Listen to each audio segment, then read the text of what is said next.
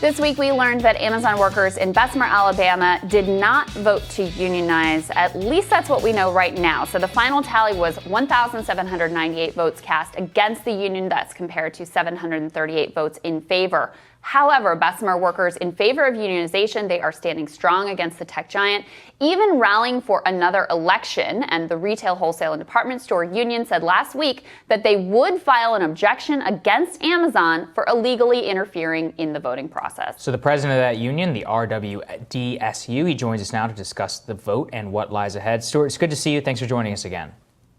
Good morning. It's good to be with both of you. Absolutely. So, Stuart, first take us through some of the objections around Amazon and the alleged vote tampering process there. But then we want to get into kind of your perspective on the future. Absolutely. I think it's important that people don't misread the results of the vote. The results of the vote did not indicate that workers are satisfied with Amazon's working conditions and the way it treats its employees. Instead, I think that what the vote demonstrated is the powerful impact of employer intimidation and interference, and how Amazon forced people to be afraid to vote for the union.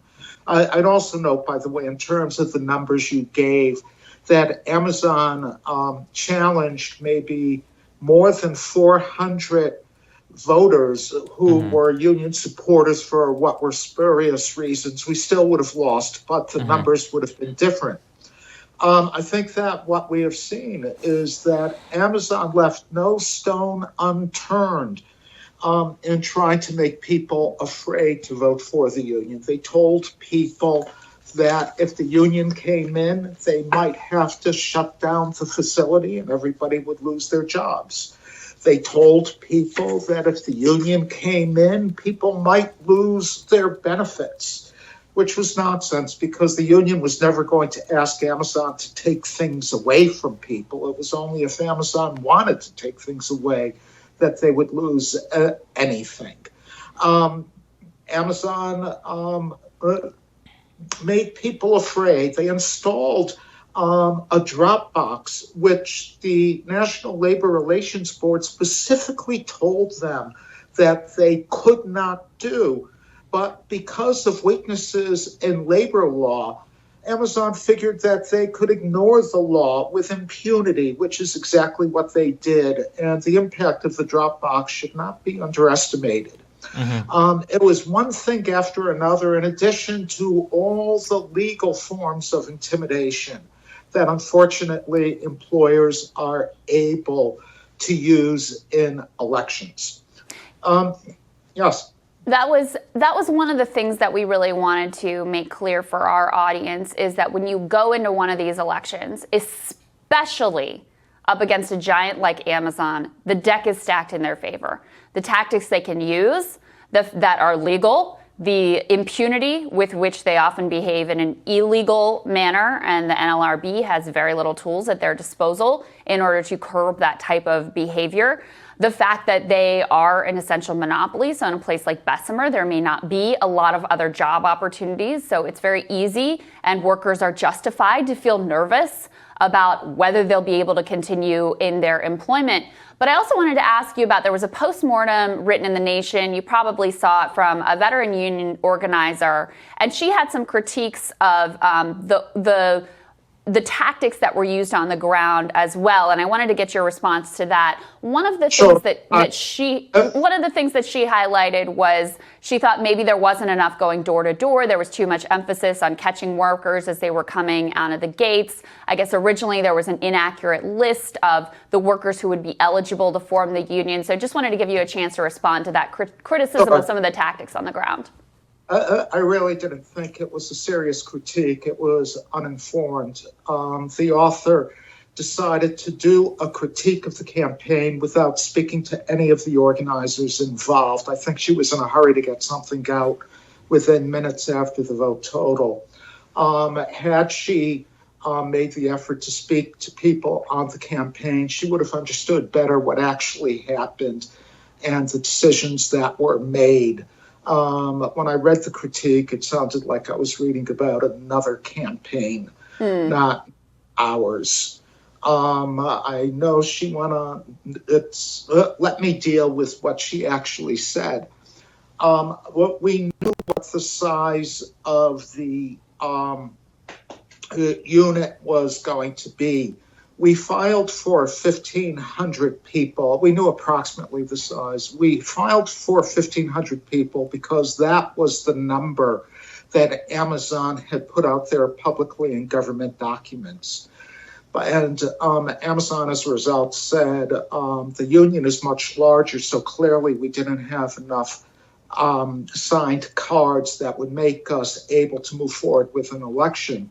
But the board told them no, they had way more than enough cards, regardless of the size of the unit you're now claiming. Amazon then said, well, you have to eliminate all the electronic cards because we challenged those. The board said if you eliminate those, they still had more than enough. Then a couple of days before the hearing, Amazon added another 500 people that they said they had forgotten about. And the board told them, no, they still have way more than enough to go ahead with the election.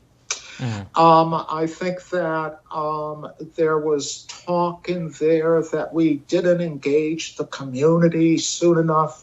The community was engaged from the very start. Every single household door in Bessemer, Alabama was knocked on by the community. We were especially proud with the partnership with Black Lives Matter from the very beginning of this drive. And I thought that the Black Lives Matter movement was extraordinary.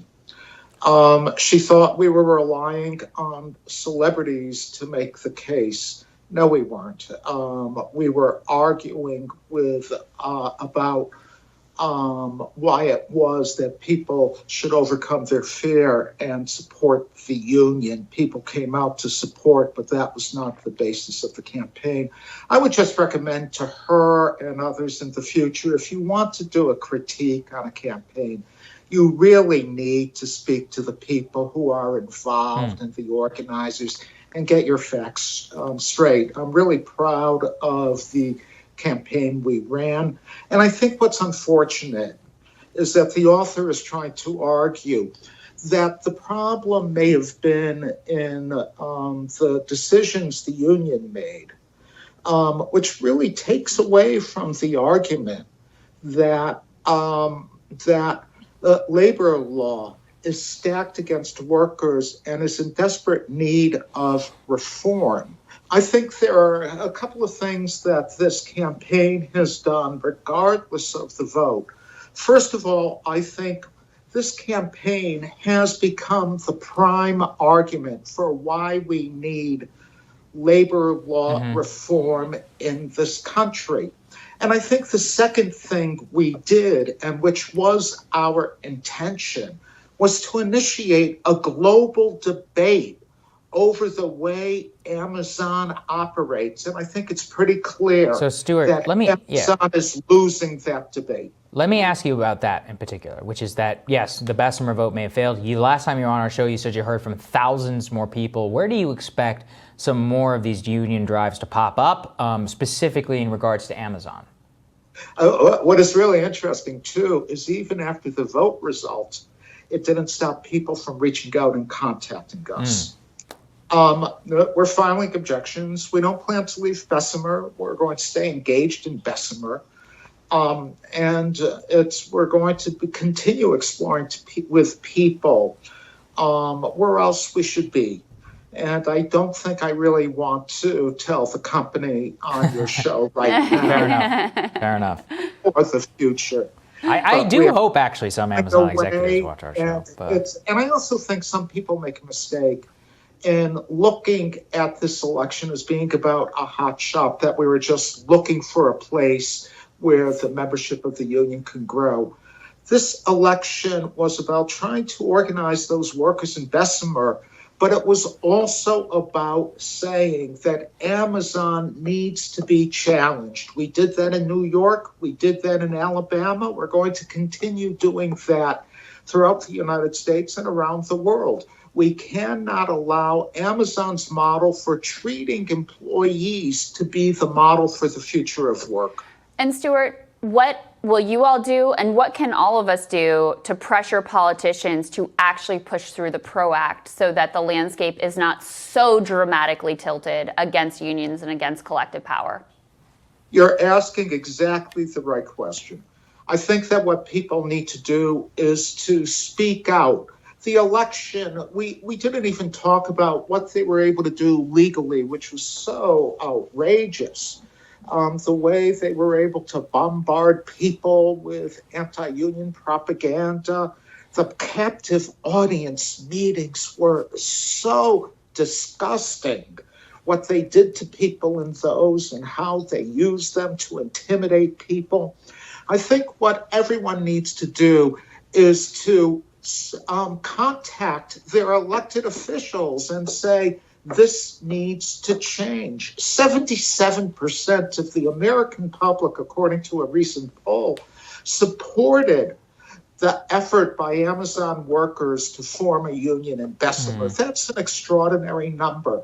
People have to reach out to their elected officials, and they have to be on social media talking about why it's time, long past time, for working people to get a fair shake in trying to get a collective voice in dealing with problems of their work. That's right. And this isn't a peripheral issue. It's not a side issue. It is a central issue. Thank you so much. Thanks, We're Stuart. really grateful to have you today. Thank you. Thank you for covering this. Absolutely. Thank you. Coming up, editor-in-chief at Gallup, Mohammed Yunus. He's going to talk about America's growing optimism towards the pandemic. Good news there when Rising returns.